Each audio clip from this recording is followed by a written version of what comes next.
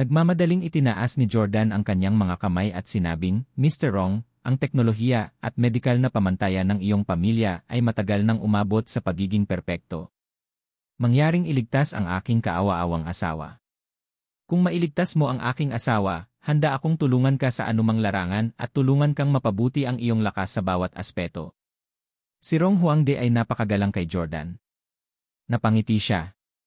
Salamat sa iyong kabutihang loob, Daty Jordan. Gayunpaman, mula sa iyong sinabi, parang iniisip mo na ang pangkat ng medikal na ipinadala namin upang tumulong sa iyo ay hindi ang aming pinakamahusay. Naisip ni Jordan iyon. Nadama niya na ang koponan na dinala ni Shaon ay ang pinakamahusay sa ilalim ng antas ni Rong Bailun. At ngayon, alam na ni Jordan na si Rong Huangde ang tunay na utak. Marahil ay mayroon siyang grupo ng mas makapangyarihang mga eksperto na hindi pa niya nabubunyag. Ngumiti si Rong Huangde at hindi direktang sinagot ang tanong. Sa halip, tinanong niya. Daty Jordan, libu-libong taon nang umuunlad ang medisina, di ba? Sa paglipas ng mga taon, hindi na mabilang na mga sakit ang nalampasan natin. Maaari na nating gamutin ang mga ito sa pamamagitan ng gamot. Gayunpaman, kahit libu-libong taon nang umuunlad ang medisina, mayroon bang gamot o operasyon na maaaring magbago sa estado ng pag-isip ng isang tao? Sa tingin mo, may gamot ba na makakapagpabago sa pagkatao at pag-isip ng isang tao? Para mapasaya o malungkot siya? Wala naman, di ba? Ang kasalukuyang sitwasyon ni Miss Victoria ay hindi malulutas sa pamamagitan lamang ng mataas na medikal na pamantayan. Kahit na umunlad tayo sa loob ng 1,000 taon, naniniwala ako na walang gamot ang makakapagpatuloy sa kanya mula sa pagmamakaawa para sa kamatayan tungo sa pagiging determinadong mabuhay.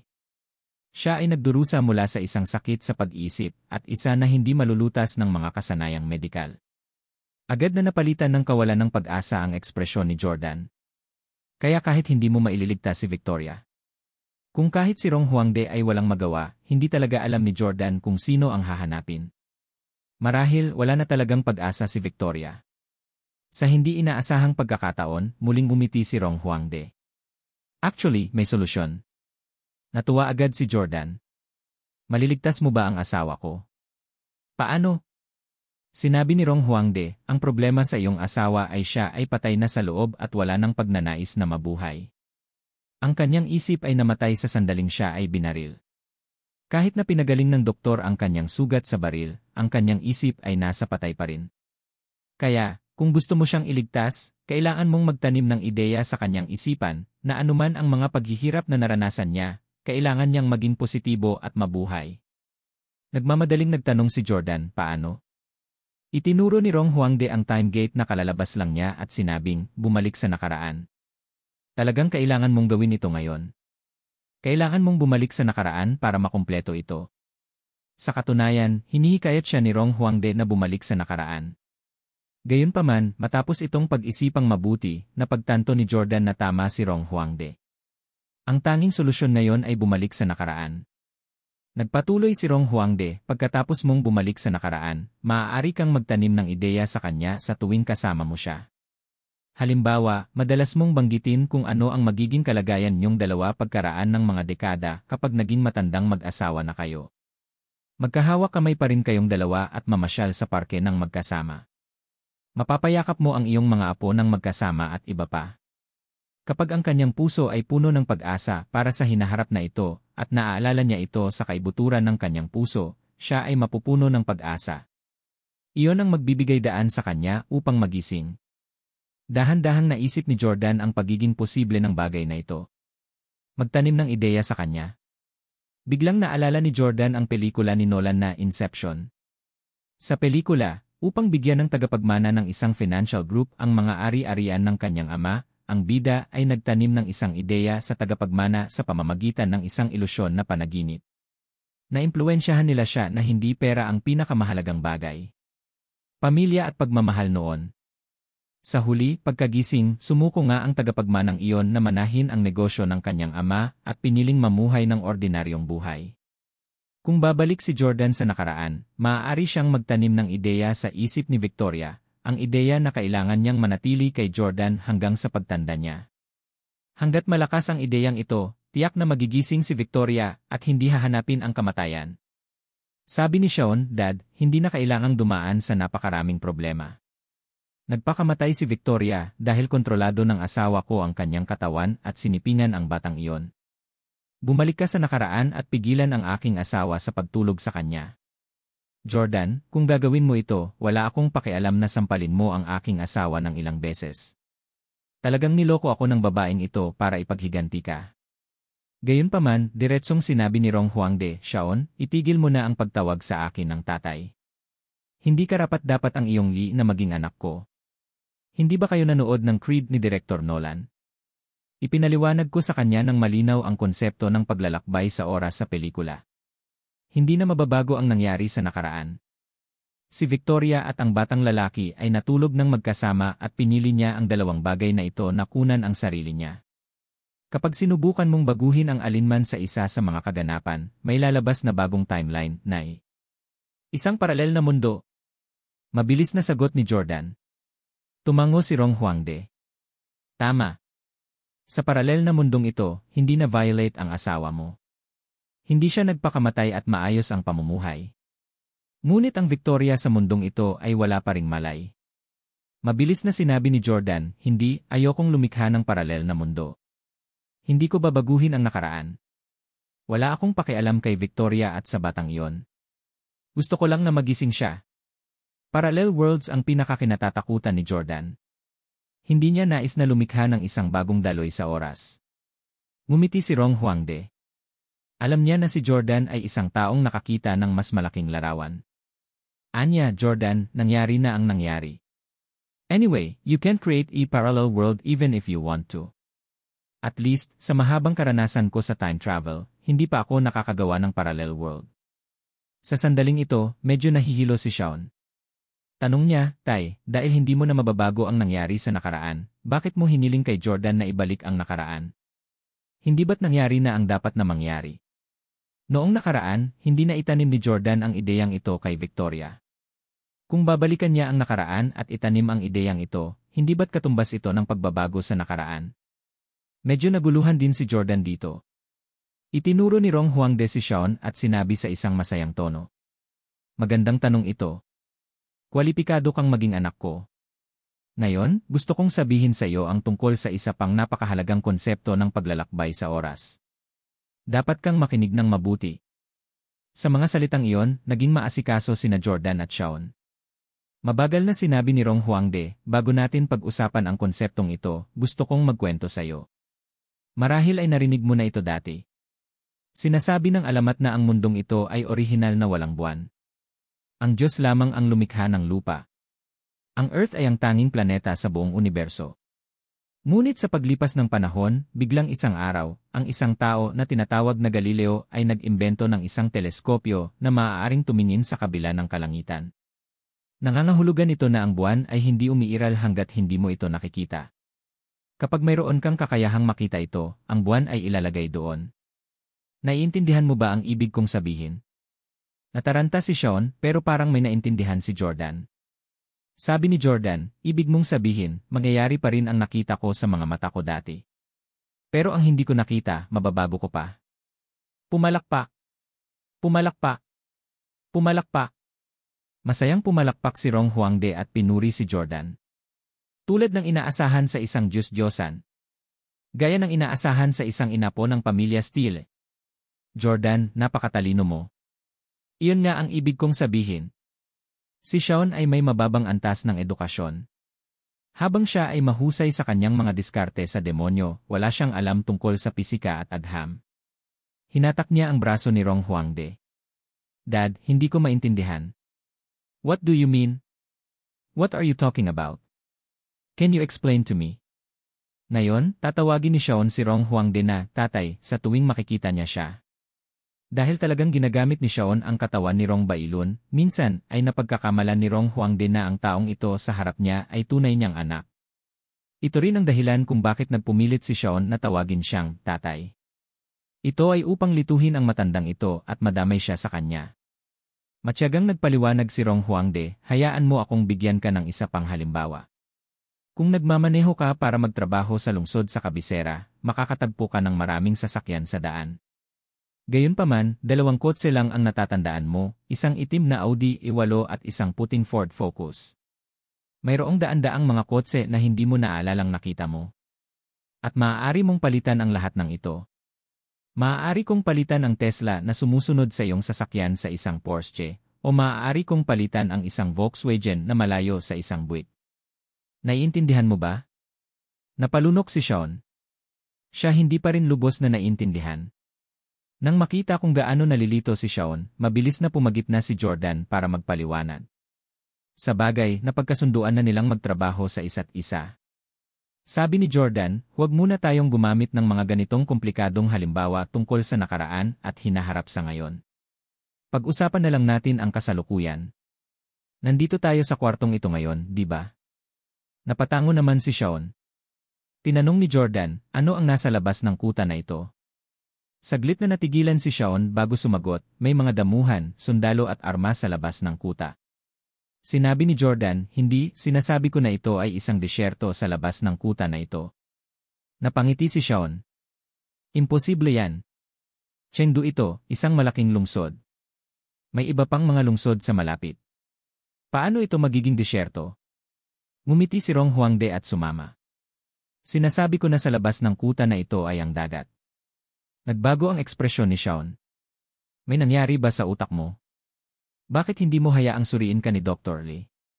Hinampas ni Rong Huangde ang ulo ni Sean. Tanga ka, bakit hindi mo maintindihan?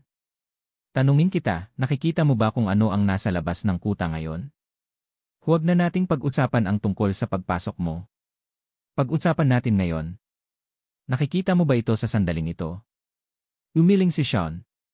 Sinabi ni Rong Huangde, kaya maaari itong maging dagat o disyerto sa labas. Tanging kapag talagang lumabas ka sa kuta at nakita mo ang mga damuhan na iyon ay talagang umiiral ang mga ito. Naliwanagan si Sean. Naiintindihan ko. Naranasan nating lahat ang nakaraan, ngunit ang pangunawa ng lahat sa nakaraan ay limitado. Imposibleng maranasan ng isang tao ang lahat sa nakaraan. Para maibalik natin ang nakaraan at mababago natin ang mga bagay na hindi natin personal na naranasan. Iyon ba ang ibig mong sabihin? Jordan and Rong Huang nodded. Sean finally understood. And this was indeed a very difficult concept to understand. Jordan thought for a moment and said, if we want to go back to the past and implant an idea into Victoria, I can't do it myself because didn't do it in the past. Rong Huang smiled and nodded. That's simple. Put on a mask or disguise yourself as an old man or an ugly freak and quietly approach her. Make her listen to you and then slowly implant that idea. Jordan said, if I travel to the past, there will be another me in the past, right? It's equivalent to having two Jordans at the same time. Rong Huang nodded. That's right. Therefore, you must never meet your past self, or your worldview will collapse. But you don't have to worry about that. Like I said, what should have happened has already happened. If you've really seen your other self in the past, it's impossible for you not to know now. Sean felt a little dizzy when he heard this. However, he understood one thing. Jordan could return to the past and save Victoria. Moreover, he was about to do so.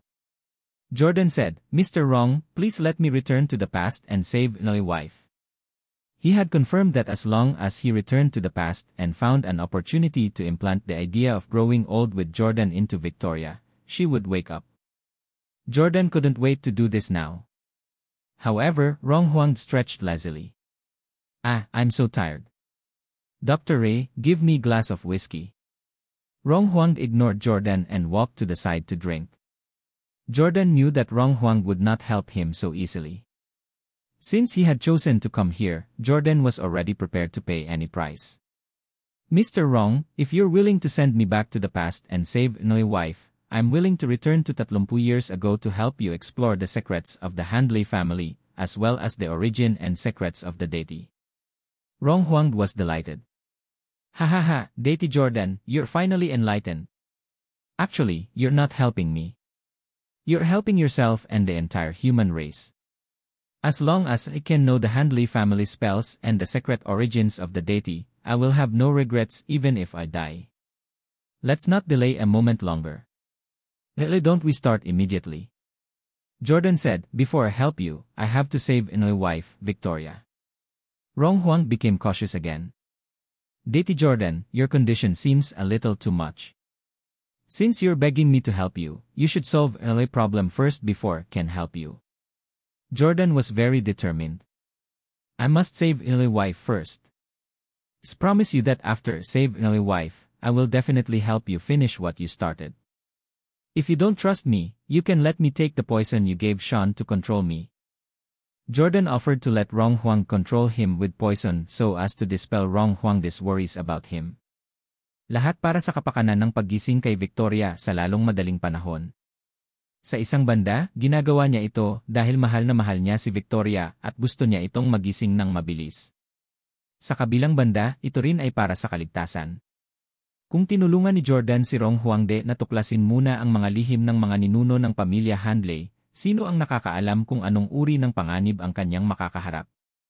Baka hindi na siya bumalik. Kung namatay si Jordan, sino ang magliligtas kay Victoria? Hindi inakala ni Jordan na magiging ganoon kabait si Rong Huangde para iligtas ang isang babae na kasing galing ng isang estranghero sa kanya.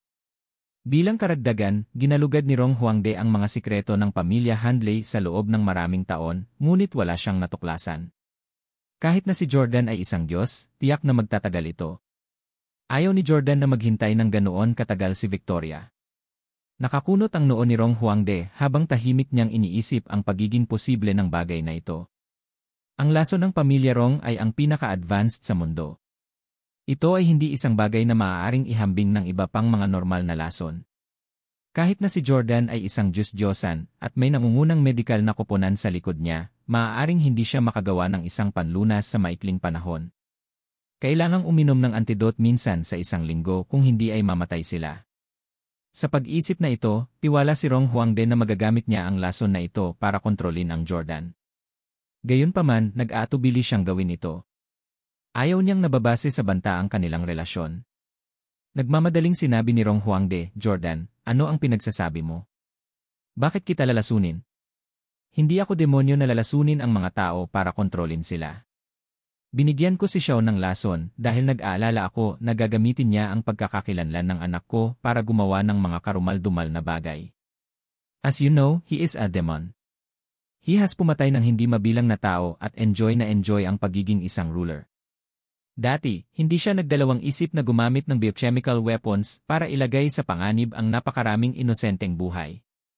Kung ako ay talagang isang taong mahilig pumatay at magbanta sa iba, hindi ko sana naligtas ang buhay ni Sean pagkatapos niyang patayin ang anak ko." Sa pagtingin sa taos-pusong tingin ni Rong Huangde, bahagyang naantig si Jordan. Marahil ay talagang may mabuting puso ang matandang ito. Siya ang numero unong tao sa mundo sa nakalipas na ilang dekada, at umunlad ang mundo.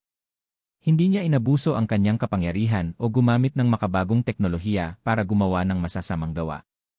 Nabanggit ng lolo ni Jordan kay Jordan noon na si Rong Huangde ay isang kagalang-galang na tao. Napabuntong hininga si Rong Huangde. "Jordan, nahihirapan ka sigurong mahalin ng sobra ang ordinaryong babaeng ito. Sige, hahayaan ko munang iligtas mo ang asawa mo. Pagkatapos, iba ang pag-uusapan natin." Tuwang-tuwa si Jordan. "Salamat, Mr. Rong." Pumayag si Rong Huangde na iligtas muna ni Jordan si Victoria. Tumayo si Sean. "Tay, gusto kong maglakbay sa nakaraan kasama si Dati Jordan, okay?" Medyo nagulat si Rong Huangde. "Hindi ka ba natatakot na maglakbay sa nakaraan?" Napangiti ng awkward si Sean. "Susundan ko si tatay maya-maya para tuklasin ang mga sikreto ng ating pamilya Handley. Ituturing ko ang ekspedisyong ito bilang pagsasanay. Kung tutuusin, ang partikular na paglalakbay na ito ay hindi magiging ganoon kadelikado." Ngumiti si Rong Huangde. "Hanggat pumayag si Jordan, wala akong pagtutol." Tumango si Jordan. "Sige, sabay na tayo. Kung may mangyari sa akin, maaari kang bumalik anumang oras at magsumbong kay Mr. Rong." Ayaw ipahalata ni Jordan na tutulungan siya ni Sean. Ayaw niyang makita ni Rong Huangde na maganda ang relasyon nila ni Sean. Sa halip, pinatunog ni Jordan na parabang magagamit si Sean bilang paraan para tulungan si Rong Huangde na subaybayan siya. Biglang sinabi ni Sean, "Tay, ito ang unang beses naming maglakbay. Dahil hindi kami pamilyar sa proseso at maaaring magtagal. Maaari mo bang bigyan muna ako ng antidote sa loob ng 2 linggo? Kinailangan ni Sean na uminom ng antidote minsan sa 1 linggo, kung hindi ay mamamatay siya. Sinulyapan ni Rong Huangde si Jordan bago pumayag sa kahilingan ni Sean. Sinabi ni Rong Huangde, sana matapos mo ito sa loob ng 2 linggo. Sapat na ang 2 linggo para magtanim ng ideya sa isang simpleng babae tulad ni Victoria. Kung ako yon, gagawin ko ito sa loob ng 1 linggo. Si Victoria ay wala sa isang espesyal na propesyon, tulad ng isang espesyal na ahente o assassin. Isa lang siyang ordinaryong businesswoman. Sa isang tulad ni Rong Huangde, mahahanap niya itong napakadaling pakitunguhan. Jordan, gaano kalayo ang plano mong pumunta sa nakaraan? Tanong ni Rong Huangde. Matagal na nag-isip si Jordan. Hanggang saan siya dapat bumalik sa nakaraan? 1 linggo? O 1 buwan? Matapos mag-isip ng mahabang panahon, sinabi ni Jordan, gusto kong bumalik sa unang pagkakataon na nakilala ko si Victoria. 2 taon na ang nakakaraan. Sa di malamang dahilan, biglang gustong bumalik ni Jordan sa unang pagkikita nila ni Victoria. Gusto niyang maranasan muli ang proseso ng pag-ibig kay Victoria. Bukod dito, kapag mas maaga niyang maitanim ang ideya, mas malalim itong mag-ugat sa kanyang puso at maging isang hindi matitinag na paniwala. Hindi tumutol si Rong Huangde. Sabihin mo sa akin ang eksaktong petsa. Ang taon, buwan at araw. Kailangan kong itakda ang petsa para sa'yo sa time gate. Napangiti si Sean. Daty Jordan, naalala mo pa ba yung una mong pagkikita ni Victoria?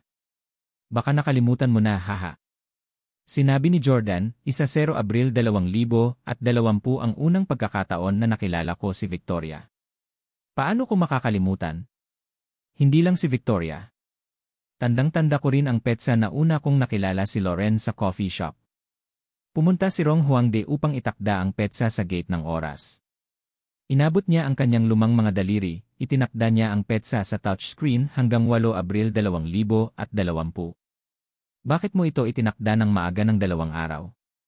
Curious na tanong ni Sean. Sumagot si Rong Huangde, ito ang iyong unang paglalakbay. Tiyak na maraming bagay na hindi mo maaangkop. Kakailanganin mo ng kahit 1 araw o 2 para mag-adjust. Kaya't dinala ko ang petsa ng 2 araw. Orlando ang lokasyon, tama? Itinakda ni Rong Huangde ang lokasyon ng time travel sa Orlando sa Via. Ngayon, halika at kunin itong backpack na kakailanganin mo. Hiniling ni Rong Huangde kay Dr. Lee na bigyan sina Jordan at Sean ng isang backpack bawat isa.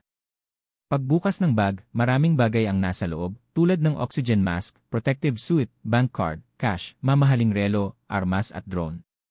Napabuntong hininga si Sean. Talagang komprehensibo ang backpack na ito. Salamat, tatay. Tumingin si Rong Huangde kay Sean. Kapag narating mo ang Orlando mula sa 2 taon na ang nakakaraan, kailangan mong protektahan ang Jordan sa lahat ng oras, maunawaan. Si Jordan ay isang Diyos, isang mahalagang figura na maaaring makaapekto sa mundo. Kahit na mamatay ka, hindi mo siya hahayaang mamatay. Napangiti si Sean. Huwag kang mag-alala, poprotektahan ko talaga siya. Lumingon si Rong Huangde kay Jordan at iniabot ang kanyang kamay. Jordan, binabati kita sa pagsisimula ng kapanapanabik na paglalakbay na ito. Tinitiyak ko na pagkatapos nito, mahuhulog ka sa pag-ibig sa paglalakbay sa oras. Nais kong tagumpay ka. Tuwang-tuwa talaga si Jordan. Hindi niya alam kung ano ang mangyayari at kung ano ang magbabago kung maglakbay siya pabalik sa 2 taon na ang nakakaraan. Ito ang magiging pinakapangahas at kapanapanabik na bagay na nagawa niya sa kanyang buhay. Hindi na nag-aksaya pa ng oras ang dalawa. Isinuot nila ang kanilang oxygen mask, bitbit ang kanilang mga backpack, at naglakad patungo sa time gate. Ang puting time gate ay patuloy na umiikot. Malabo na nakikita ng isa ang nakasisilaw na liwanag mula sa isa pang espasyo-oras. Naglakad silang dalawa papunta sa pinto at napagtantong may salamin sa kaliwang dingding. Isang imahe ang lumitaw sa salamin. Ito ang imahe ni na Jordan at Sean na lumalabas mula sa time gate. Nakita ni Rong Huangde ang imahe at nakangiting sinabi, babalik ka ng ligtas. Jordan, bumalik sa 2 taon na ang nakakaraan at gawin ito ng buong tapang. Bawian ang iyong mga pagsisisi sa nakalipas na 2 taon sa loob ng mga patakaran. Ito ang layunin ng paglalakbay sa oras, tama? Alam ni Rong Huangde na si Jordan ay isang maingat na tao at hindi masyadong nag-aalala na siya ay magulo sa nakaraan. Sa kabaligtaran, hinihiling niya na si Jordan ay maging mas matapang ng kaunti at huwag maging masyadong maingat sa kanyang mga aksyon. Lamang kapag si Jordan ay ganap na pamilyar sa paglalakbay sa oras ay magagawa niyang tuklasin ang mga lihim ng pamilya Handley sa kanyang pinakadakilang kakayahan. Elngan. Tumango si Jordan at hindi na nagsalita pa. With that, pumasok siya sa time gate kasama si Shaun. Huwag mong hawakan ang kamay ko. Ito ang huling narinig ni Rong Huangde na sinabi ni Jordan bago mawala sa paningin ang dalawang lalaki. Buntong hininga eh. Hindi napigilan ni Rong Huangde na mapabuntong hininga nang makita niya sina Shaun at Jordan na naglalakbay pabalik sa 2 taon na ang nakakaraan. Bulong ni Rong Huangde sa sarili. Interesting. To think that the new deity and the descendant of the mysterious Handley family traveled together to the past using a time gate. He, Jordan, Shaun, both of you have huge secrets. I suspect that your both secrets are like rivers that eventually converge at the same spot. I hope you both have a good time there. Have fun and solve all your regrets, such as Haley betraying you. Tutulungan mo lang ako na parang mabuting bata pagkatapos mong wala ng pagsisihan. Kung nandito pa si Jordan, siguradong magugulat siya. Alam ni Rong Huangde ang buong kasaysayan ni Jordan kasama si Haley. Alam niya ang lahat tungkol sa mga nakaraang relasyon ni Jordan. Muling kinuha ni Rong Huangde ang kanyang baso ng whiskey at inutusan si Dr. Lee. Dr. Lee, hilahin ang lahat ng video conversation ni na Jordan at Shaun sa bahay na ito sa nakalipas na 2 araw. Gusto ko silang makita. Guro. Samantala, dumating na sina Jordan at Shaun sa kanilang destinasyon. 8 Abril 2020. Beep beep beep. Beep beep beep. Nakaramdam ng pagkahilo sina Jordan at Shaun. Marami silang naririnig na ingay. Nariyan ang busina ng mga sasakyan, ngiyaw ng mga pusa at tahol ng mga aso, pati na rin ang ingay ng konstruksyon na nangyayari. Bukod dito, ang mga ingay na ito ay tila may ilang malaking sipagkaantala na audio effect na lumilikha ng patuloy na etyo sa kanilang mga tainga. Nang imulat ni Jordan ang kanyang mga mata, nakita niya ang nakasisilaw na kalangitan. Ang araw ay nasa pinakamatindi nitong tanghali, at ang sikat ng araw ay napakaliwanag na walang nangahas na tumingin dito ng diretsyo. Napansin ni Jordan na hawak pa rin ni Shaun ang kamay niya. Dali-dali niya itong tinalikuran. Bakit mo hinahawakan ang kamay ko? Kanina lang, habang naglalakad sina Jordan at Shaun papunta sa time gate, biglang hinawakan ni Shaun ang kamay ni Jordan mula sa likod. Hilong-hilo na rin si Shaun. Napabuntong hininga siya at sumagot, natatakot ako. Hindi nakaimik si Jordan, nakipag-alyansa ako sa iyo dahil gusto kong protektahan mo ako.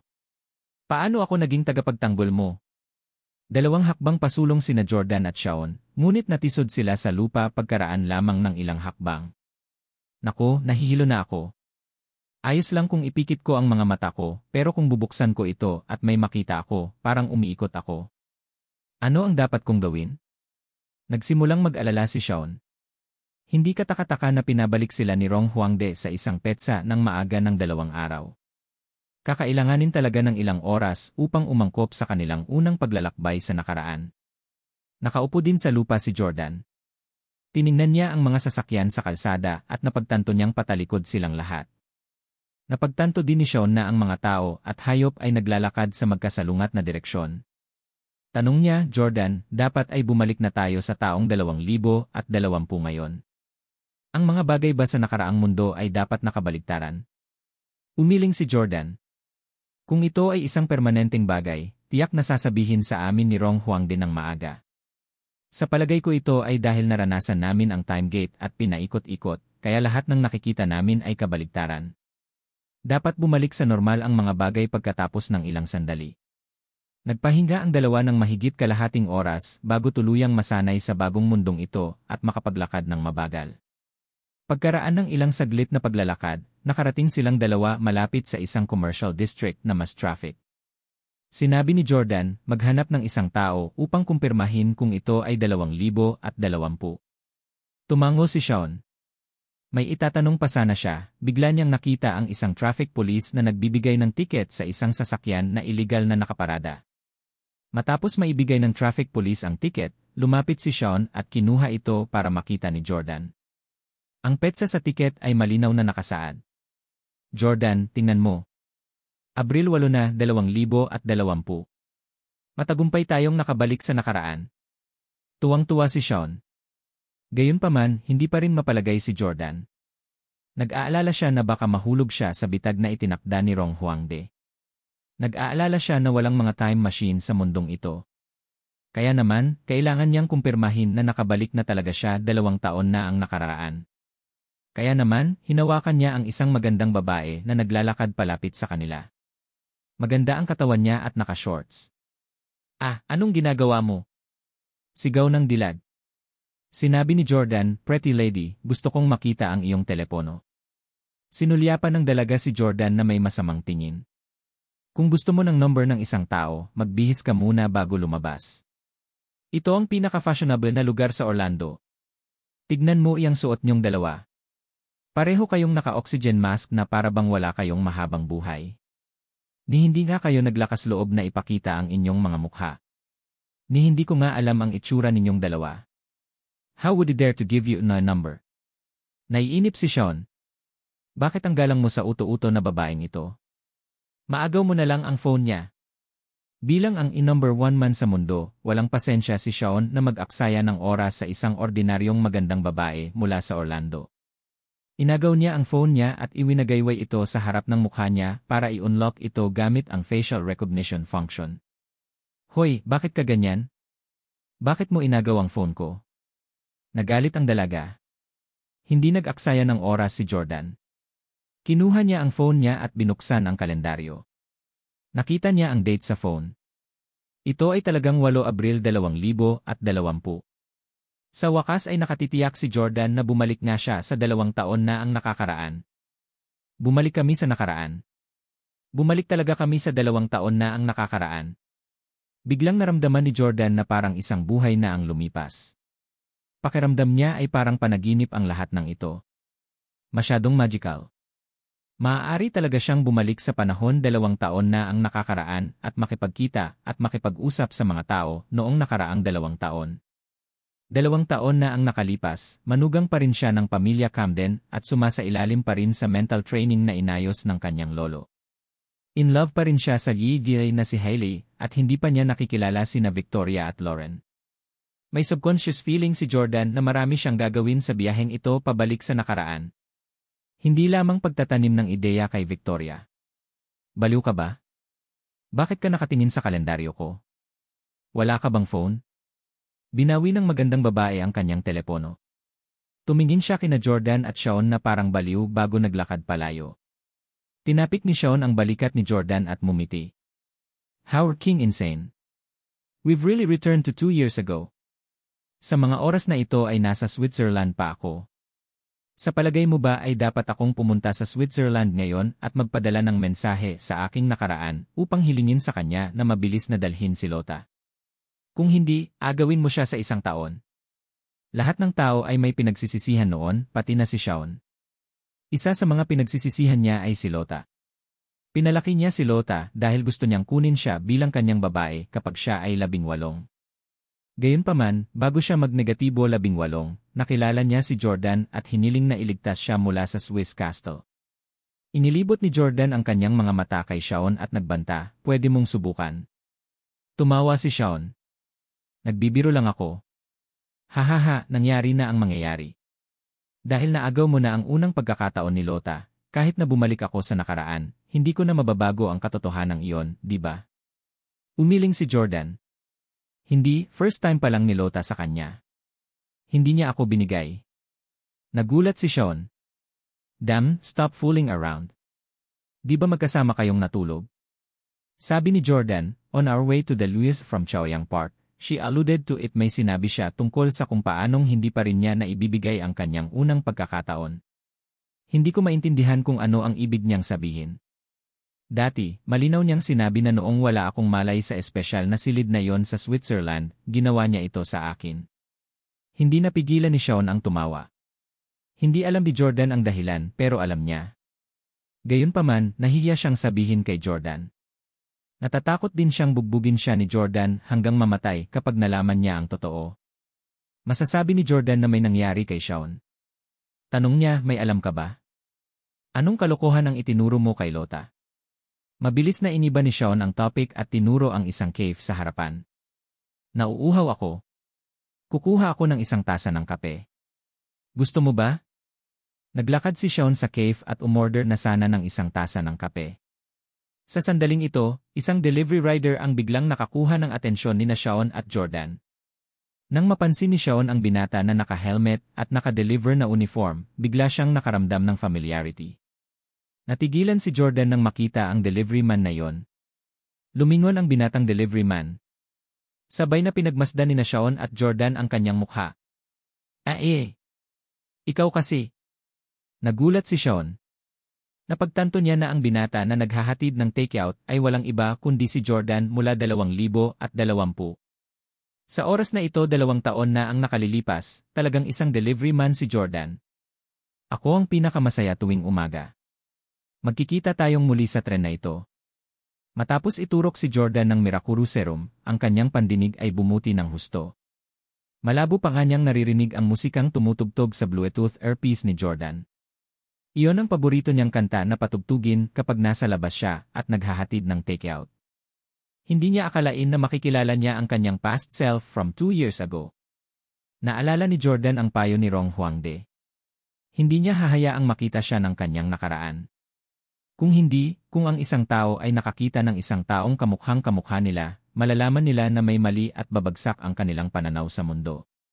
Kaya naman, nagmamadaling naglabas ng cap si Jordan sa kanyang backpack at isinuot ito. Ibinaba niya ang takip upang hindi magkaroon ng pagkakataon ang kanyang nakaraan na makita ng malinaw ang kanyang mukha. Natuwa naman si Shawn. Sabay tingin niya sa dalawang Jordan. Sinabi ni Shawn kay Jordan, Diyos Jordan, paano kung pupuntahan ko ang nakaraan mong sarili mula sa 2 taon na ang nakakaraan? Kinabahan si Jordan. Huwag kang magulo. Pero napayo ko lang si Shawn at naglakad. Sa sandaling ito, katatapos lang kunin ng Jordan mula 2,020 ang takeout order mula sa cave. Tumalikod na siya para umalis. Bump! Sinadya ni Shawn na makipagbalikat kay Jordan mula 2,020. Excuse me. Si Jordan mula 2,020 ay madalas na nagmamadali sa paghahatid ng kanyang mga order. Akala niya ay siya ang hindi sinasadyang nakabunggo dahil sa pagmamadali. Kaya naman, humingi muna siya ng tawad. Nang hindi na hinintay na sumagot ang kabilang partido, umalis siya sakay ng kanyang motorsiklo. Sa pagtingin sa likod na view ng Jordan mula 2,020, ngumiti si Shawn. Look, wala namang nangyari. Huwag kang kabahan, haha. Ngunit sumimangot si Jordan at sinabing, I remember. I remember what happened just now. Ha? Hindi maintindihan ni Shawn ang sinasabi ni Jordan. Sinabi ni Jordan, naaalala ko 2 taon na ang nakakaraan, nasa isang cave ako sa distritong ito. Pagkatapos kunin ang order ng takeout, nakasalubong ko ang isang lalaking nakasuot ng oxygen mask. Nangyari talaga ito 2 taon na ang nakakaraan. Biglang naalala ni Jordan ang pangyayaring ito. Ang nangyari lang ay talagang umiral sa kanyang isipan sa nakalipas na 2 taon. Napangiti si Shawn. Sa katunayan, nangyari na ang dapat mangyari. Mas naiintindihan ko kung paano gumagana ang paglalakbay sa oras. Umorder silang 2 ng 2 tasa ng kape. Hinubad ni Shawn ang kanyang oxygen mask matapos ang 2 paghigop ay hindi na niya ito nakayanan at ibinalik ang maskara. Nakaranas lang sila ng space-time reversal. Sa ngayon, hindi sila mabubuhay kung wala ang maskara. Medyo nadismaya si Shawn. Pagod at nahihilo ako ngayon. Maghanap tayo ng hotel na mapagpahingahan. Anyway, makikita mo na lang si Victoria kinabukasan.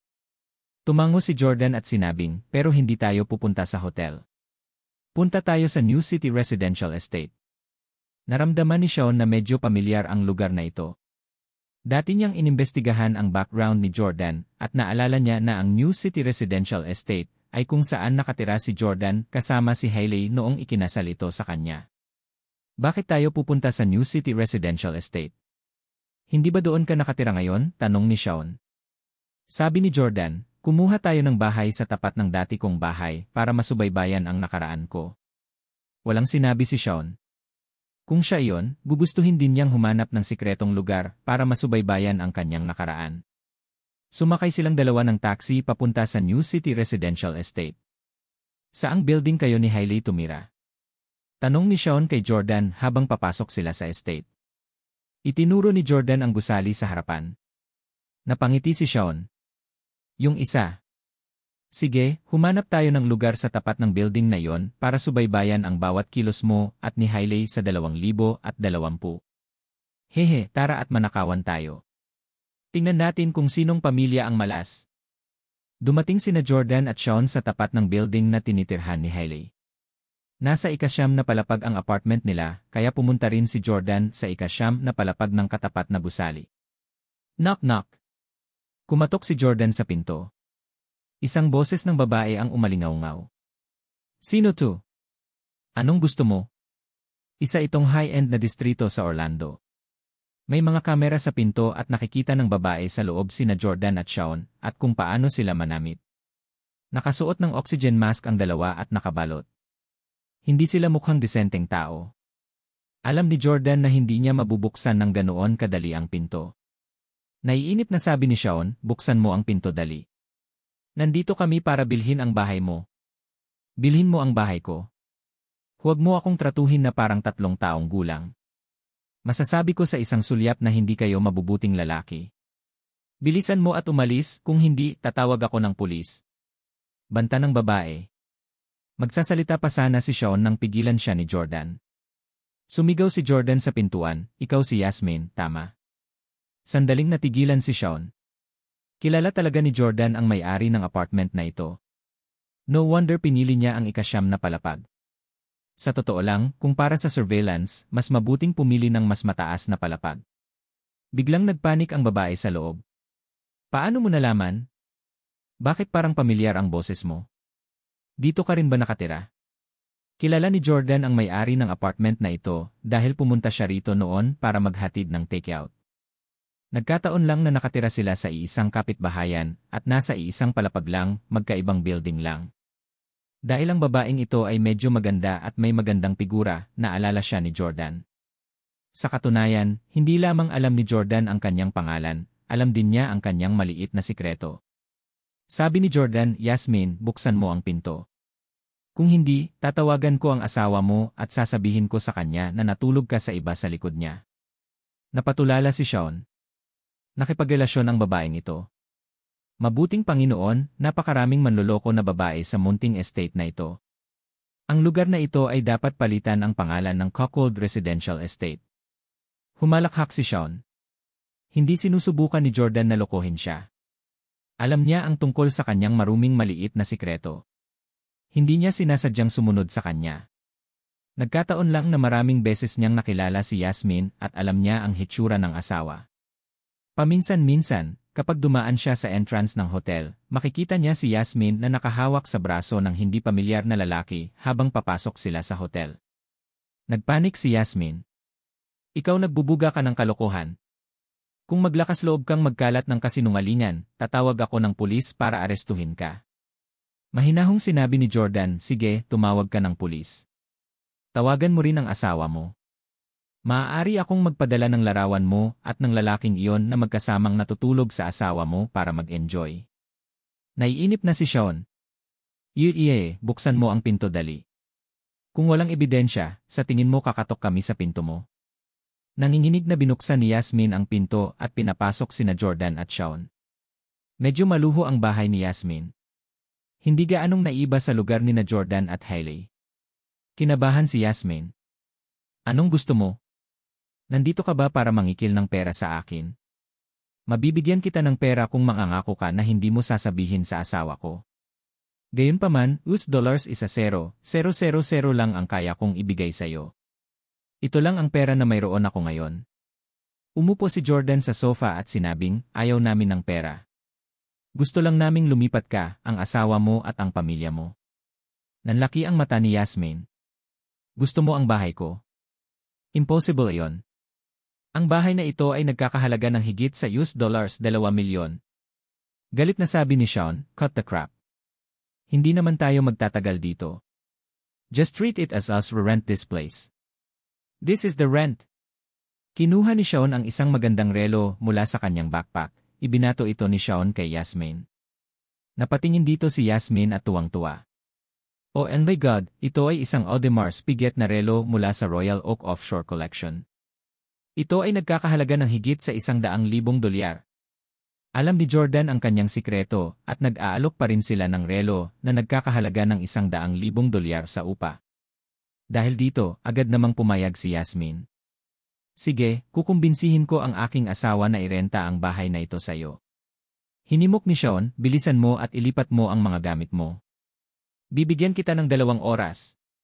Pagod na si Sean at ayaw ng gulo. Kung hindi siya magsasawang bigyan ng mamahaling relo ang manlolokong babaeng ito.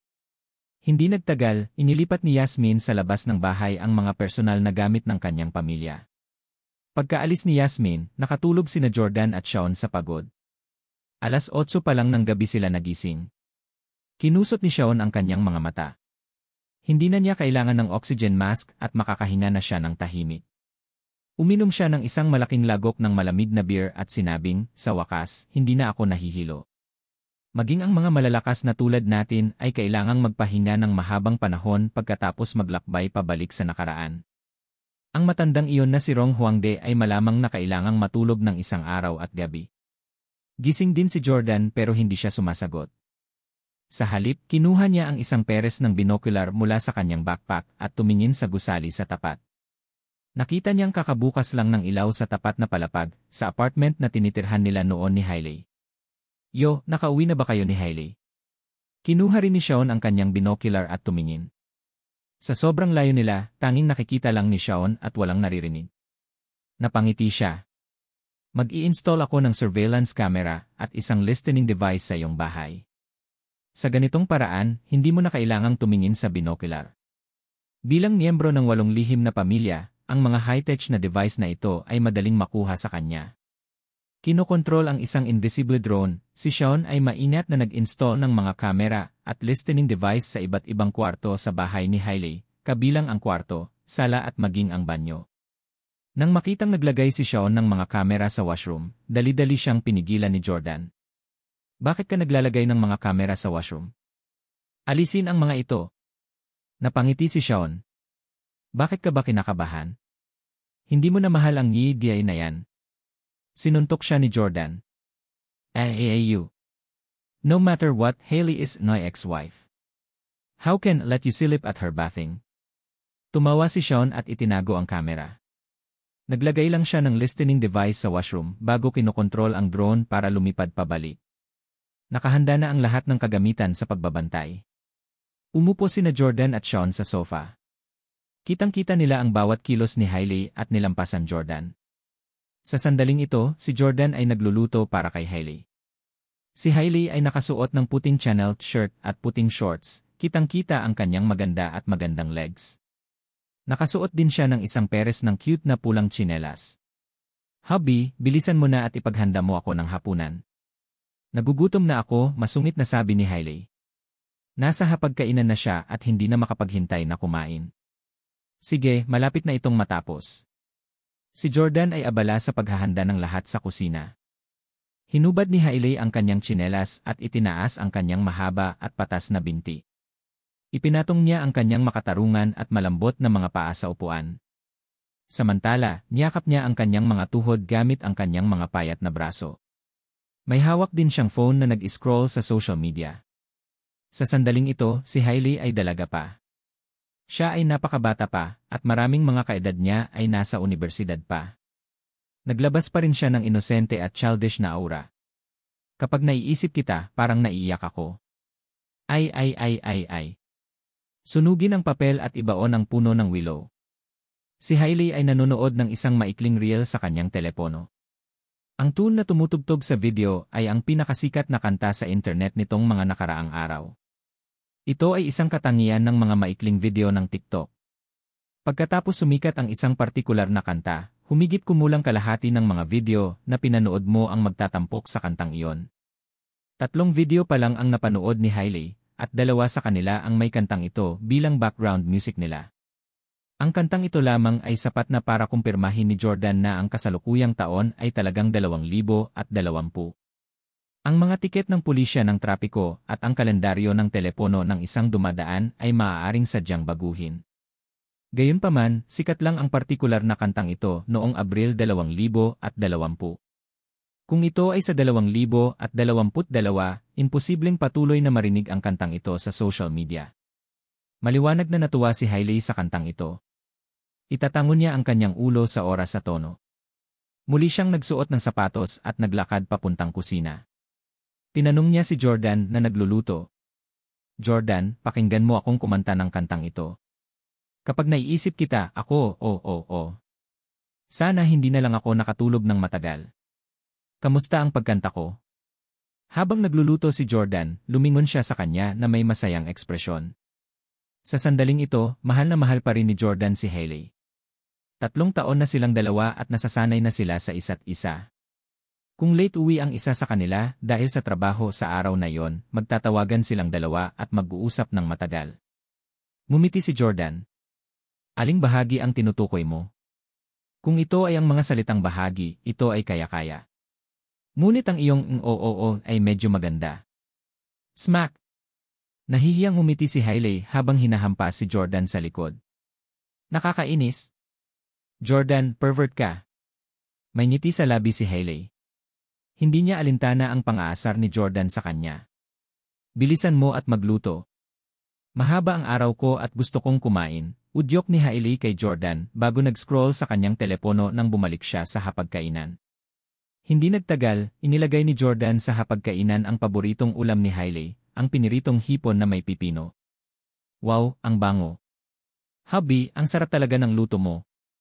Bilisan mo, kunin mo na ang mga kubyertos. Bilisan mo, bilis! Puri ni Hailey habang hinihimok si Jordan. Inabot sa kanya ang isang tinidor at kutsara, sinabi ni Jordan, hindi lang ako magaling magluto, marami pa akong ibang merito. Sabi ni Hailey with a look of disdain, forget it, medyo gwapo ka lang at masarap magluto. Ano pa ba ang galing mo? But never mind. You married into an early family. I can't ask too much from you. After eating, Hailey said coquettishly to Jordan, hubby, medyo masakit ang balikat ko. Come and massage me. Mabilis na ibinaba ni Jordan na kumakain pa rin ang kutsara at naglakad sa likuran niya. Bago pa siya makaabot ay pinaalalahanan siya ni Hailey. Hoy, mamasahe mo lang ang balikat ko. Huwag mong isipin na hawakan ang ibang parte ko, intindihin mo. Nakaramdam ng hinanakit si Jordan. Hindi ito ang unang beses na sinabi ni Hailey sa kanya ang mga ganoong bagay. Habang masunurin na minamasahe ni Jordan ang kanyang mga balikat, nagtanong siya, Hailey, 3 taon na tayong kasal. Kailan tayo magiging tunay na mag-asawa? Sa 3 taon nilang kasal, natulog si Hailey sa magkahiwalay na silid mula sa Jordan. Sobrang close nilang dalawa at madalas magsabi ng sweet nothings sa isa't isa. Gayunpaman, ang dalawa sa kanila ay hindi gaanong nakagawa sa silid tulugan. Sabi ni Hailey, tingnan natin kung kailan mo makukuha ang pag-apruba ng aking mga magulang. Naramdaman din ni Hailey na hindi patas kay Jordan, ngunit wala siyang pagpipilian. Ang kanyang ina na si Sylvie ay madalas na nagpapaalala sa kanya na huwag matulog kasama si Jordan. Kung hindi, kung hihiwalayan niya si Jordan sa hinaharap, mahihirapan siyang magpakasal muli. Kailangan lang natin makuha ang approval ng parents mo. Si Jordan ay mukhang relaxed. Kinakalkula niya ang mga petsa. Bukas ay Abril 2020. Sa araw na ito 3 taon na ang nakalilipas, sinimulan ni Jordan ang live-in son-in-law na misyon sa pagsasanay na inayos ng kanyang pamilya. Bukas ang araw na natapos ang misyon. Sa madaling salita, pagkatapos bukas, masasabi ni Jordan sa mga Camden na siya ay anak ng isang bilyonaryo. Sa panahong iyon, sina Sylvie at Benedict, ang mga isnobyong magulang na ito na mapagmahal sa pera, ay makikiusap kay Jordan na matulog kasama ang kanilang anak na babae. Unti-unting sumilay ang ngiti sa mukha ni Jordan. Napansin ni Hailey ang ngiti ni Jordan. Tinanong niya, ano ang iniisip mo? Bakit ka masaya? Natural na hindi masabi ni Jordan sa kanya ang iniisip niya. Kung hindi, masasayang lang ang misyon na kanyang tiniis sa loob ng 3 taon. Sabi ni Jordan ay wala lang. Naalala ko lang na bukas ay 3 anibersaryo natin. Natigilan sandali si Hailey. Halatang hindi niya naalala ang kanilang anibersaryo. Ito ba bukas? Medyo naging awkward ang ekspresyon ni Hailey. Pamilyar si Jordan sa psikolohiya at sa isang sulyap ay masasabi niyang medyo kinakabahan siya. Tinanong niya, anong problema? May gagawin ka ba bukas? Hindi ka ba babalik mamayang gabi? Saglit na nag-alinlangan si Hailey bago sinabing, dapat makakauwi ako sa gabi. Ano ang iyong pinaplano? Sinabi ni Jordan, gumawa ako ng ilan sa mga paborito mong ulam. Kumain tayo ng alak para ipagdiwang, okay? Bukas, mayroon akong napakahalagang sasabihin sa'yo. Beep. Nag-beep ang phone ni Hailey na may papasok na message. Hindi binasa ni Hailey ang message dahil nakatayo si Jordan sa likod niya at nakikita ang screen ng phone niya. Pinindot niya ang lock button at hinawakan ang telepono sa kanyang kamay, natatakot na maagaw ito ni Jordan. Oh, bukas na lang natin pag-usapan. Babalik ako sa kwarto ko para magpahinga, sa halip ay sabi niya. With that, bumalik si Hailey sa kwarto niya. Pagkabalik sa kanyang kwarto, umupo si Hailey sa kama at binuksan ang mensahe. Sa sandaling binuksan ito ni Hailey, inutusan ni Jordan si Shawn, mag-zoom in at ituro ang kamera sa screen ng telepono ni Hailey. Naglagay si Shawn ng hidden camera sa kwarto ni Hailey. Bagamat ito ay napakaliit na hindi nakikita ng mata, ang kalinawan ay napakataas at maaari itong mag-zoom in ng napakalapit. Pinaandar ni Shawn ang device. Maya-maya, kitang-kita na nila ang laman ng phone ni Hailey. Napakalandi ng mensahe. Baby, maginhawa bang mag-video call? Miss na kita. Ang nagpadala ay si Tyler Collins. Nang makitang muli ang pangalang Tyler, biglang naramdaman ni Jordan na kahapon lang ito. Sa nakalipas na 2 taon, pagkatapos umalis ni Jordan sa Orlando, nakipag-ugnayan siya sa maraming malalaking shot. Ang mga taong sumalungat sa kanya ay nagbago mula sa maliliit na pangalawang henerasyong tagapagmana tungo sa mga lalaking tulad nina Park Chan, Yaong, Miyamoto Masaki at Shawn. Gayunpaman, nang makita niya ang mensahe sa telepono ni Hailey, nakaramdam pa rin ng matinding galit si Jordan kay Tyler. Itong maliit na tagapagmana mula sa isang pangalawang rate na pamilya sa Orlando. Tiningnan ni Shawn ang laman ng surveillance screen at nakangiting nagtanong, itong Tyler na ito ay ang malas na batang nanligaw sa asawa mo noon at kinastrat mo, di ba? Hehe Jordan, noong nakita ko ang pakikisalamuhan niyo kay Hailey, naramdaman kong medyo sweet kayong dalawa. You're so good to Hailey. You really dote on her. She's also quite coquettish in front of you. I can tell that you two love each other. I thought you were having a miserable time as a live-in-law, inutusan ng masamang babae na yon, Hailey. Pero mukhang hindi naman ganoon kalala ang ugali niya sa'yo. Ang mga tagalabas tulad ni Shawn, Jeng Anli at ang pamilya Rong ay lahat ay nag-imbestiga sa nakaraan ni Jordan. Alam nilang lahat na si Hailey ay isang masamang babae na nagtaksil kay Jordan. Sa unang impresyon na ito kay Hailey, lahat sila ay naniniwala na siya ay isang partikular na masamang tao.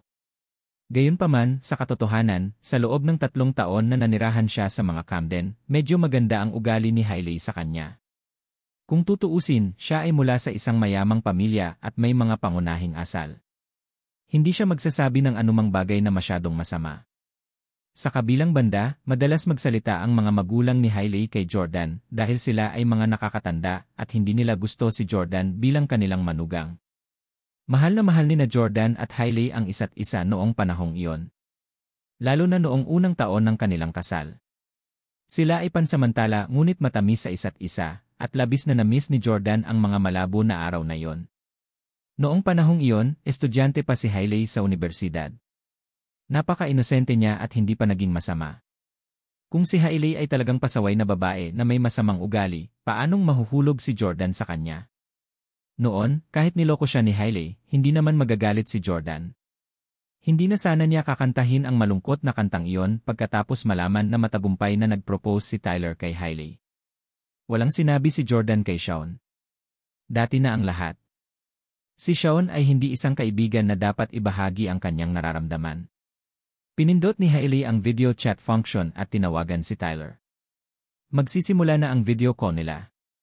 Kumuha si Shawn ng isang bag ng money at nagsimulang magmerienda at uminom. Habang umiinom ay may interest siyang tumingin sa screen ng surveillance.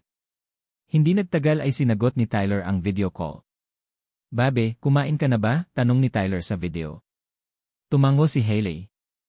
Kakain lang ako. Anong nakain mo? Sagot ni Hailey, stir-fried shrimp with cucumber. Ginawa sa akin ng asawa ko. Masarap at gusto ko, hehe.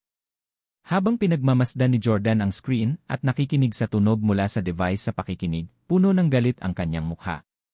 Actually, naalala ni Jordan ang pag-uusap nila ni Hailey sa sala at kusinang iyon 2 taon na ang nakakaraan. Gayunpaman, hindi alam ni Jordan ang tungkol sa video chat ni Hailey at Tyler. Naisip niya kung paano siya masunurin na naglilinis pagkatapos ng hapunan, nananabik sa susunod na araw kung kailan magtatapos ang kanyang misyon upang sila ni Hailey ay mamuhay ng masayang buhay. Samantala, nakikipag-video call si Hailey sa ibang lalaki. Galit na galit si Jordan na gusto niyang gulpihin ang isang tao. Sagot ni Tyler, "Hey, what's use of know how to cook? Your husband is only useful around the house. Hindi ka niya matutulungan sa karir mo. Hailey, kailangan ng malaking kapital ng landmark realty business mo. Pwede bang ibigay sa'yo ng walang kwentang asawa mo?" Masayang-masaya si Hailey sa pagpapakita ng husay sa pagluluto ng kanyang asawa. Gayunpaman, agad na nawala ang ngiti sa kanyang mukha matapos marinig ang mga komento ni Tyler. Siya ay talagang isang napaka-impressionable na babae. Sa unang taon ng kasal nila ni Jordan, talagang nagustuhan siya ni Hailey. Pakiramdam niya ay gwapo ito, magalang at maayos ang pakikitungo nito sa kanya. Nagkaroon din sila ng magkatulad na panlasa at interes. Hindi mahalaga sa kanya ang pera. Ngunit sa paglipas ng panahon, lahat ng mabubuting kaibigan niya ay ikinasal sa mayayamang lalaki. Unti-unting naramdaman ni Hailey na nakakahiya ang magkaroon ng kawawang asawa. Noon siya nagsimulang magreklamo tungkol kay Jordan. Malumanay na sabi ni Hailey, "Tyler, maaari mo bang tulungan ang pamilya ko dito? Sabi ng lola ko, kung makakaakit tayo ng investments at hayaan ang tatay ko ang taong namamahala sa proyekto. Baka ako ang maging deputy director." Ngumiti ng masama si Tyler. "Hailey, alam mo na ang pera ay wala sa aking pamilya. Maaari akong mamuhunan ng ilang daang libo sa iyo." Tuwang-tuwa si Hailey. "Talaga?" Sabi ni Tyler, I can definitely invest if you want me to, but you have to be a woman." "Hailey, ilang beses na kitang pinayagan. Dapat pumayag ka, di ba?" Nahiya agad si Hailey. Kinagat niya ang kanyang labi, tila nasa dilema siya. "Tyler, alam mo na may asawa na ako." Naiinis si Hailey. Naiinip na sabi ni Tyler, isa lang siyang walang kwentang manugang na nabubuhay sa pamilya mo. Ano bang dapat ipag-alala? Saka, hindi naman niya malalaman kung hindi mo sasabihin sa kanya, di ba? Maghapon siyang nagtratrabaho para maghatid ng takeout, di ba? Tapos magkita tayo sa tanghali. Delivery at that time is always the busiest time. Paano ba talaga siya mananalo? Hailey, limitado lang ang pasensya ko. Kung hindi ka pumayag, huwag mo na akong hanapin para sa investments. Hindi sinasadya ni Hailey, ngunit sa huli, pumayag din siya. "Sige, bukas ng tanghali." Masayang tumawa si Tyler. "Hahaha, sige. Magpapabook na ako ng hotel. How about the Roxy Hotel? It's a 5-star hotel." Nahihiyang ngumiti si Hailey. "Kahit anong pipiliin mo ay ayos lang. Basagin." Nang marinig ito, galit na binasag ni Jordan ang isang tasa sa lupa. "Buddy, iyon ang aking baso ng alak." Mukhang galit na galit si Sean. Galit na galit si Jordan. "Hailey, ang dizzy na yon. Naging mabait ako sa kanya, pero ganito ang pakikitungo niya sa akin." Tanong ni Sean, "Hindi mo ba alam ang tungkol dito 2 years ago? Bakit galit na galit ka pa rin ngayon? Kalimutan mo na. Anyway, hindi mo na mahal si Hailey. Nasa tabi mo na sina Lauren at Victoria. Ang dalawa mong magaganda at pinakamamahal na asawa. Huwag mo nang pakialaman si Hailey. Let her sleep with Tyler or Dick or Harry if she wants." Dahil doon, kumuha ng isa pang baso ng alak si Sean at naghanda sa pagbuhos. "Basagin." Hinablot ni Jordan ang baso ng alak at muli itong binasag. "You start." "Isa akong diyosa. Paano ko matiis ang ganitong kahiyan? Paano ko hahayaang kutyain ako ng iba tungkol dito?" Walang magawang tumingin si Sean sa isa pang basag na baso ng alak. "Hindi mo na mababago ang nangyari na." Seryosong sagot ni Jordan, "Sino bang may sabing hindi ko mababago ang nakaraan? Kung hindi ko mababago ang nakaraan, bakit ako naglakbay pabalik sa nakaraan? Ngayong nakabalik na ako, 2 taon na ang nakakaraan. Hindi na ako tatayo at panoorin na muli akong ipagkanulo ni Hailey. Medyo nataranta si Sean at nagtanong, di ba sabi mo hindi na mababago ang nangyari? At saka, personal mong nasaksihan ang relasyon ni na Hailey at Tyler. Noong nakaraan, binanggit ni Jordan na maaaring ito ay isang disyerto o isang dagat sa labas ng kuta hanggat hindi nakikita ng isa ang labas. Naintindihan nito si Sean na kaya niyang baguhin ang isang bagay kung hindi niya ito naranasan ng personal. Gayunpaman, nakita ni Jordan si Hailey kasama si Tyler gamit ang sarili niyang mga mata. Iniisip niya kung masyadong emosyonal si Jordan.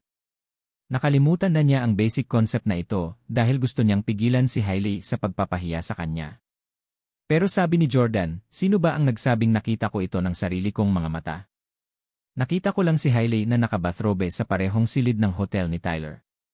Hindi ko talaga nakitang ginawa nila ito ng sarili kong mga mata. Hindi nakaimik si Sean.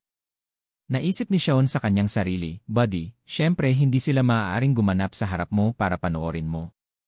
Gayunpaman, naalala ni Sean ang halimbawa ni Jordan tungkol sa labas ng kuta.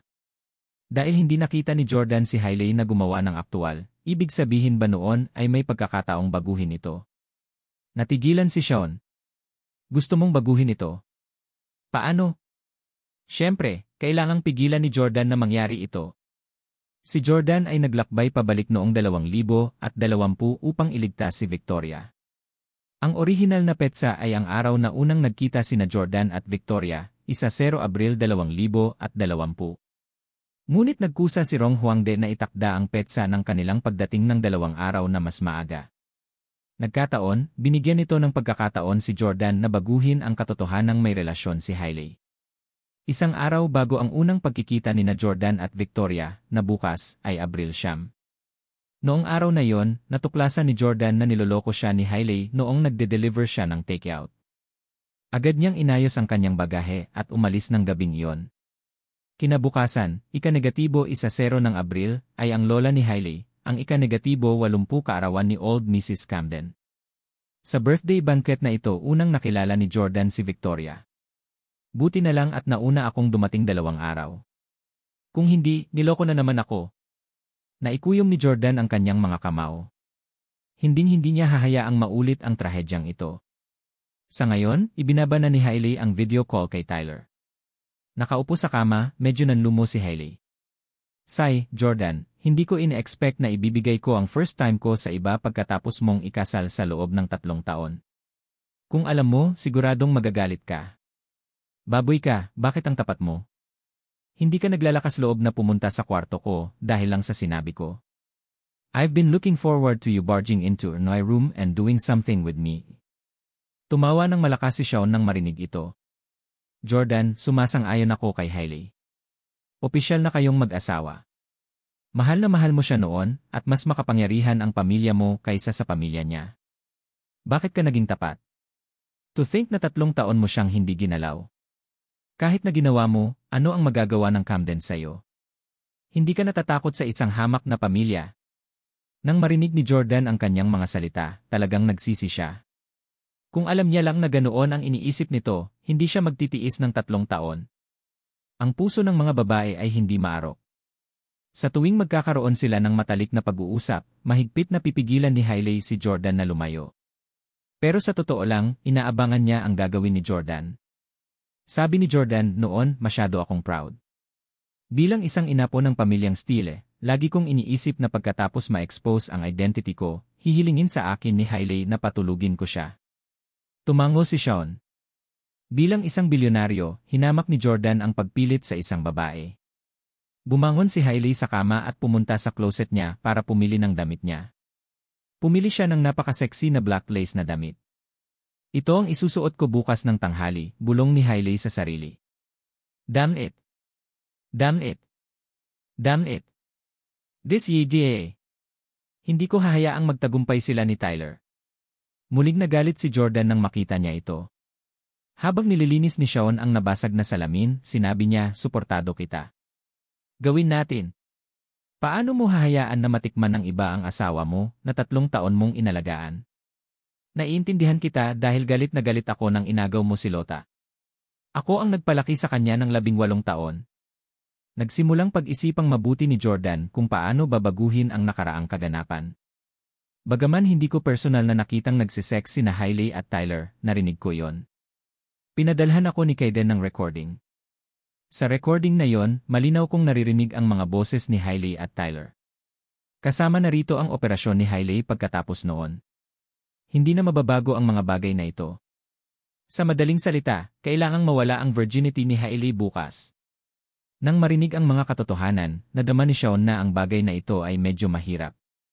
Saglit na nag-isip si Shawn at sinabing, kailangang mawala ni Hailey ang kanyang virginity sa hotel bukas, ngunit tiyak na hindi niya ito kayang mawala sa batang iyon, Tyler. Jordan, 3 taon na kayong kasal ni Hailey. Napakarami mong nagawa para sa kanya at minahal mo siya sa loob ng 3 taon. Dapat ay sa iyo ang unang pagkakataon. Magtago ka sa silid ng hotel ng maaga bukas at hulihin si Hailey. Nag-isip sandali si Jordan at umiling. Wala na akong nararamdaman para sa babaeng ito. I didn't come for her this time. I came for Victoria. Napangiti si Shawn. Ayaw mo? Okay lang. Tutulungan kita. Tutulungan kitang kunin si Hailey bukas, haha. Nililigawan mo si kamatayan. Agad na naging seryoso ang ekspresyon ni Jordan. Nagkibit balikat si Shawn. Ikaw na mismo ang nagsabi. Tiyak na mawawala ng virginity si Hailey bukas ng tanghali dahil nangyari na ito at alam mo na. Hindi na mababago. Hindi mo matatanggap iyon pero tinatanggihan mo akong tulungan ka. Bakit hindi ka pumili ng iba kung ganoon? Bakit hindi mo tawagan ang playboy mong kapatid na si Jamie para tulungan ka? Hayaan si Jamie matulog kasama ang kanyang dating asawa. Anong biro? Kumunot ang noo ni Jordan at nag-isip sandali. Walang solusyon sa bagay na ito. Kung ayaw niyang lokohin siya, si Jordan mismo ang dapat matulog kasama si Hailey. Sige, matutulog ako sa kanya bukas. 3 taon na akong kasal sa kanya. Dapat ay akin ang unang pagkakataon. Pero narinig ko ang recording na yon. Ano ang dapat kong gawin? Sinisikap ni Jordan na humanap ng pagkakataon na baguhin ang ilan sa mga pinagsisisihan niya sa nakaraan bago nangyari ang mga iyon. Nag-check-in sina Hailey at Tyler sa isang silid ng hotel at ang pag-record ng kanilang mga boses. Nangyari na ang 2 bagay na ito at personal silang nasaksihan ni Jordan. Nangangahulugan ito na hindi niya mababago ang mga ito. Napangiti si Shawn. Simple lang yan. May device ako dito. Basta mag-input ka ng voice parameters ng isang tao, pwede mong gayahin ang speech nila. Dati, noong sumasailalim kami ni Rong Bailon sa mind transplant procedure, pinagamit ko si Paris Gildon sa device na ito para gayahin ang boses ni Rong Bailon para lokohin ang mga nasasakupan niya. Bakit hindi mo isuot ang device na ito bukas at gayahin si Tyler? Tinanggap ni Jordan ang aparato na maaaring i-clip sa kanyang tainga at inisip ang email na natanggap niya 2 taon na ang nakakaraan. Naglalaman ito ng recording ng mga boses ni Tyler at Hailey. So ako ang nag-simulate ng boses ni Tyler sa recording. Ang 2 taon na ito ay talagang isang closed loop. Ang dapat mangyari ay nangyari na. Kung matagumpay na kumilos si Jordan ayon sa plano bukas, ibig sabihin ay ang boses ni Tyler sa recording na narinig niya 2 taon na ang nakakaraan ay ang kanyang sarili. Hindi pa nakuha ni Tyler si Hailey. Sa madaling salita, ang unang pagkakataon ni Hailey ay ibinigay sa Jordan mula 2022. Si Jordan noong 2022 ang nagkuckold sa Jordan mula 2020. Nang maisip ito ni Jordan, hindi niya napigilang mapasabunot ang kanyang noo. SCI, ang salarin na lagi kong kinaiinisan ay ang aking sarili. Inosente si Tyler. Nagpadala pa ako ng isang tao para kastahin siya. Tumawa si Shawn. Inosente. Inimbitahan niya ang asawa mo sa isang hotel. Kahit wala siyang ginawa, kailangan pa rin siyang maparusahan dahil sa pang-akit sa asawa ng isang Diyos. Tumango si Jordan. Hindi ito ang panahon para maging malambot ang puso. Maaari ba nating kunin ang boses ni Tyler mula sa video chat ni Hailey at Tyler? Tanong ni Jordan. Ang video chat sa pagitan ni Hailey at Tyler ay na-save sa computer ni Jordan. Tumango si Shawn. Sige, ako na ang maghahanda para sayo. Di nagtagal, nakita ni Sean ang surveillance footage at kinuha ang boses ni Tyler. Matapos itong iset up, nagkusa si Sean na subukan ito sa device. Babe, kumain ka na ba? Maraming beses nang nakilala ni Jordan si Tyler. Nang marinig niya ang sinabi ni Sean sa device, napabulalas siya. Parang si Tyler mismo ang tumunog. Masyadong magkatulad ang boses. Kinuha ni Jordan ang device at bumuntong hininga. Hindi ko inaasahan na bilang isang diyosa, kailangan kong magpanggap na talo na si Tyler para lang makuha ang unang pagkakataon ng asawa ko. Napangiti si Sean. Makontento ka na? It's already good enough that you can change the past to this extent. At least hindi ka na madaya. Bukas, kukuha ako ng knockout na gamot para kay Tyler para isipin niya na nagtagumpay siya. Hehe, ang uto-uto na batang ito. Malamang hindi niya inaasahan na may magbabalik sa nakaraan at masisira ang mga plano niya. Kinabukasan, 7:00 ng umaga. Sing-sing, sing-sing. Nakahiga sa sofa sa sala, biglang narinig ni Jordan ang pagtunog ng telepono. Gayunpaman, hindi ito ang kanyang telepono. Phone ni Hailey iyon na kanina pa niya sinusubaybayan. Upang masubaybayan si Hailey sa lahat ng oras, si Jordan ay natulog sa sofa sa sala buong gabi. Kinusot niya ang kanyang mga mata at pinanood na sinagot ni Hailey ang tawag. Hello? Gising na si Hailey. Ano? Nasa ospital si Lola Lily. Ayos lang ba siya? Seryoso ba? Ano ang sabi ng doktor? Oh, pupuntahan ko siya kapag may libreng oras ako. Pagkasabi nun ay binaba na ni Hailey ang tawag. Ito ay isang tawag na nagpapaalam kay Hailey na ang kalagayan ng kanyang Lola Lily ay hindi masyadong maganda at humihiling sa kanya na bisitahin siya kapag siya ay libre. Gustong-gustong makita ni Lola Lily si Hailey. Lumabas ng kwarto si Hailey. Sa sandaling ito, nagising na si Jordan at naghanda ng isang basong tubig ng pulot para sa kanya. Ang honey water ay mabuti para sa kutis at kalusugan ng isang tao. Kailangan itong inumin ni Hailey tuwing umaga pagkagising niya. Sa nakalipas na 3 taon, ni minsan ay hindi nakalimutan ni Jordan na magtimpla ng honey water para sa kanya. Palagi niya itong inihahatid sa mga kamay ni Hailey pagkagising niya. Pagtanggap ng tasa, sinabi ni Hailey, "Hubby, ngayon lang ako nakatawag na parang may sakit si Lola Lily." Medyo malubha. Medyo balisa si Jordan. Ano? Malubha ang sakit ni Lola Lily. Naku, hindi maganda ang kalusugan ng Lola Lily mo sa nakalipas na 2 taon. Mula nang tawagan kanila para bisitahin siya, natatakot ako na seryoso ang mga bagay-bagay. Mukhang nag-aalala rin si Hailey. Ha? No way. Hindi naman ganun kaseryoso. Sabi niya gusto niya lang daw akong makita. Ang sarap niyang maalala pa ako. Ang Jordan mula 2020 ay walang ideya kung ano ang ibig sabihin ng lahat ng ito, ngunit alam ng Jordan mula 2022 ang lahat. Siyempre, sobrang na-miss ni Lola Lily si Hailey. Alam niya ang tunay na pagkatao ni Jordan at natatakot siyang masira ni Hailey ang kasal niya sa isang mabuting asawa. Iniligtas ni Lola Lily ang buhay ni Jordan. Mabilis niyang sinabi, "Hailey, pumunta tayo sa South Daytona para bisitahin si Lola Lily ngayon." Agad namang tumanggi si Hailey. "Hindi, sabi ko ayos lang." Ano ba ang pagmamadali? Hindi naman siguro na mamatay si Lola Lily ngayon. Nag-aalalang sabi ni Jordan, "Hailey, hindi mo naintindihan. Hindi direktang sinabi sa iyo ng pamilya mo ang tungkol sa sakit niya. Pero dahil sila ang nagkusa na tawagan ka, ibig sabihin, tiyak na umabot na sa kritikal na punto ang sakit niya. Mahusay ang pakikitungo sa amin ng Lola Lily mo. Dapat pumunta tayo sa South Daytona para bisitahin siya ngayon." Galit na inilagay ni Hailey ang tasa sa mesa. "Sinabi kong hindi ako pupunta. Sino ka sa tingin mo? Paano mo malalaman ang sakit ng aking Lola Lily mula sa malayo? Kung napakalakas mo, maghahatid ka ba ng takeout? Hindi ba't matagal ka nang naging big boss?" Si Hailey ay may appointment kay Tyler sa tanghali, kaya natural na hindi siya makakapunta sa South Daytona kasama si Jordan ngayon. Dahil umaasa siya sa mga Camden sa puntong ito, maaari lamang ikompromiso ni Jordan. "Sige, bibisitahin namin siya tuwing free ka nitong 2 araw." Tumango si Hailey. May business meeting ako sa isang kliyente mamayang hapon. Huwag mo akong tawagan maliban kung may emergency." Matigas na tumango si Jordan. "Sobrang busy ako sa tanghali." Parang wala na akong oras para tawagan ka. Alam ni Hailey na si Jordan ang naghatid ng takeout at tanghali ang pinakaabalang oras niya sa araw. Agad na sumilay ang ngiti sa mukha ni Hailey. Tinulungan pa niya si Jordan na ayusin ang puting sando nito sa matalik na paraan. Tama lang na maging abala sa trabaho at sa karir mo.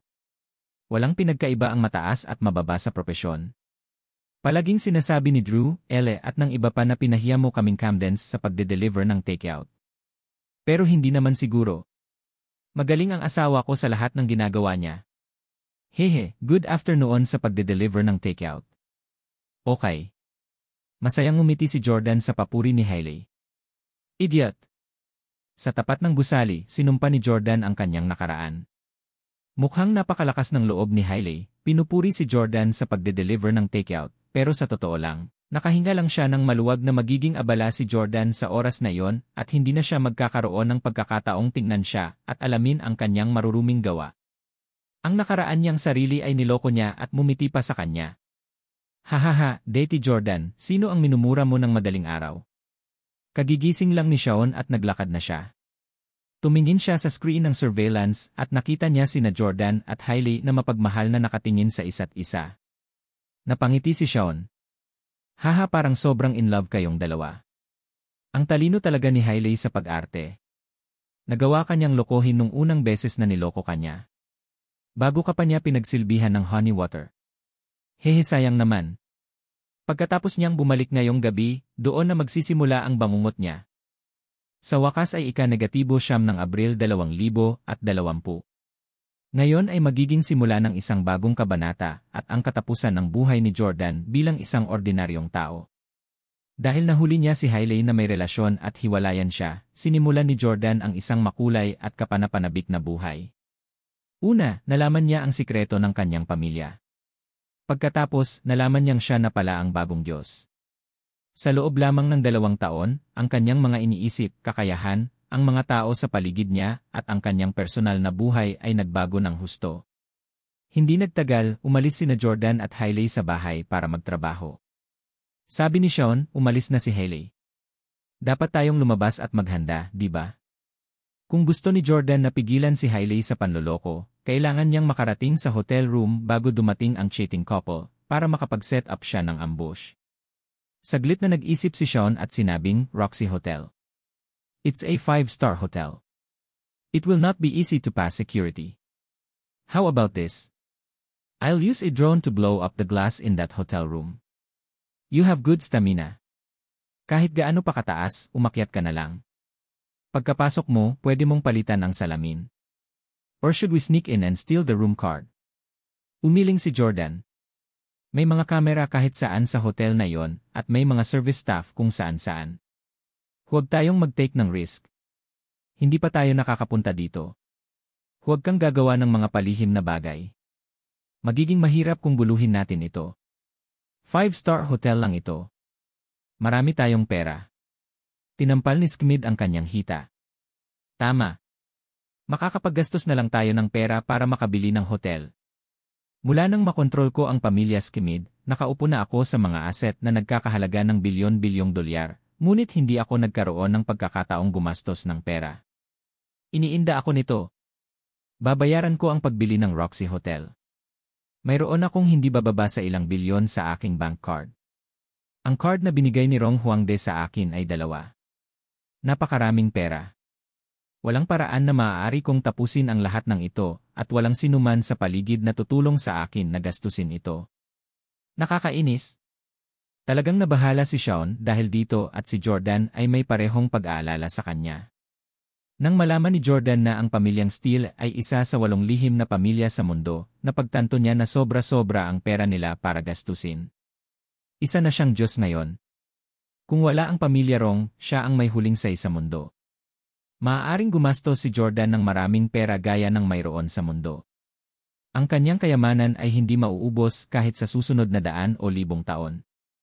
Bukod dito, sa antas ni na Jordan at Shawn, maraming bagay ang hindi nangangailangan ng pera. Kailangan lang nilang ituro ang isang laser o weather weapon sa target, at masunurin niyang ibibigay ang anumang bagay. Sa makatuwid, pareho silang nagkaroon ng kagyat na pagnanais na gumastos ng pera. Sinabi ni Jordan, hindi, kailangan kong bayaran ito. Mas marami akong pera kaysa sayo. Masama ang pakiramdam ko kung hindi ko ito gagastusin. Sabi ni Sean, lalo pa ang mararamdaman ko. Nalalason ako at maaaring mapatay niyo ni Rong Huangde anumang oras. Hindi mo ba alam na ang pinakamasakit na bagay sa buhay ay kapag namatay ang isang tao bago niya nagamit ang lahat ng pera niya? Wala man lang akong inapo. Kanino ko dapat ipaubaya ang bilyon-bilyong dolyar na ito? Hindi mapanalunan ni Jordan ang argumentong ito, kaya pumayag siyang bayaran si Sean. Ang Roxy Hotel ay kabilang sa dating pinakamayamang tao sa Via, si CEO Wyatt. Alam ni Jordan ang kanyang numero ng telepono at bank account. Si CEO Wyatt ay nagkaroon ng ilang pakikipag-ugnayan sa Steelers dati. Sa makatuwid, hiniling ni Jordan kay Sean na ilipat ang $500 milyon sa account ni CEO Wyatt. Beep. Samantala, sa opisina ng CEO ng isang partikular na gusali ng CA. Napabuntong hininga si CEO Wyatt habang nakatingin sa mga ulap sa labas ng bintana nang makarinig siya ng tono ng mensahe. Sa panahong ito, hindi masyadong maganda ang negosyo at personal na sitwasyon ni CEO Wyatt. Nangangailangan siya ng cash flow. Pagbukas ng kanyang telepono, nakita niyang biglang tumaas ng $500 milyon ang kanyang bank account. Natigilan siya. Sino ang gumawa nito? Sino ang nagpadala sa akin ng napakaraming pera? Ha? Habang nagtataka si CEO Wyatt, biglang tumawag sa kanya ang isang unknown number. Hindi maaaring malaman ng mga ordinaryong tao ang pribadong numero ng isang tulad ni CEO Wyatt. Ang lahat ng maaaring tumawag sa kanya ay hindi ordinaryong tao. Kaya naman, sinagot ni CEO Wyatt ang tawag at narinig ang boses ni Jordan. CEO Wyatt, ngayon lang ako nag-transfer ng $500 milyon. Natanggap mo ba? Tanong ni Jordan. Tuwang-tuwa si CEO Wyatt. Ngayon ko lang natanggap. Nagtataka ako kung sino ang nag-transfer ng pera sa akin. Pwede ko bang malaman kung sino ka? Parang hindi kita kilala. Bakit bigla kang nag-transfer ng pera sa akin? Sinabi ni Jordan, ako si Jordan mula sa pamilyang Steele. Bulalas ng CEO Wyatt, the Steele family. Charleston Steele. From your youthful voice, you should be Mr. Steele Sapo, right? CEO Weldon and I have always wanted to see Mr. Steele. I wonder how his health. We haven't able to find the time. Yila the way, bigla kang nag-transfer ng $500 milyon sa akin.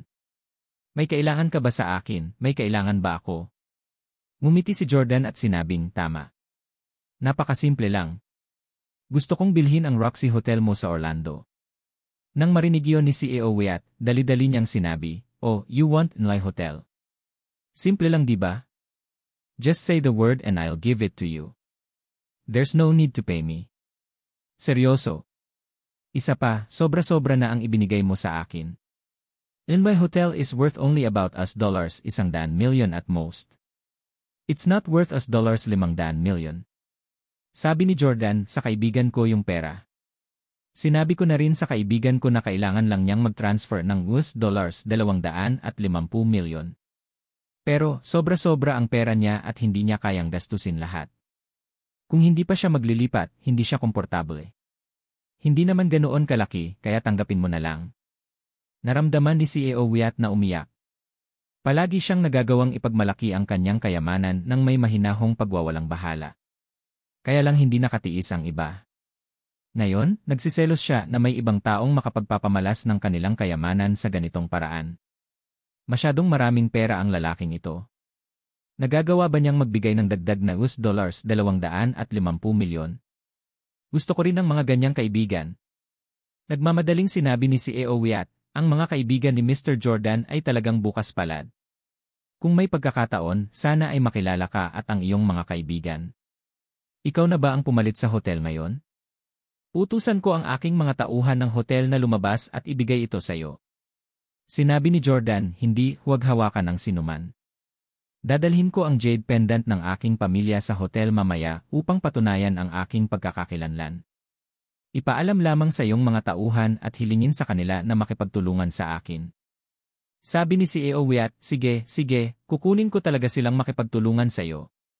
Pagkababa ay sumakay sina Jordan at Sean ng taxi papunta sa Roxy Hotel. Sa sandaling ito, nagkagulo ang buong hotel, lalo na ang mga babaeng staff sa front desk. Nagbubulungan sila sa isa't isa. Hoy, narinig mo ba? May bumili ng hotel natin sa halagang $500 milyon. Sino to? Sinong mayaman? Narinig ko na ang apelyido ng bagong boss ay Steele at malapit na siya rito. Lahat manatiling alerto. Huwag sa huli ay hindi makilala ang bagong boss. Dumating sina Jordan at Sean sa front desk ng hotel na nakamaskara at nakakap. Mga sir, gusto niyo bang magpareserba ng kwarto sa hotel na ito? Nakangiting tanong ng magandang receptionist. Inilabas ni Jordan ang jade pendant na may nakaukit na salitang Steele at ipinakita ito sa kanya.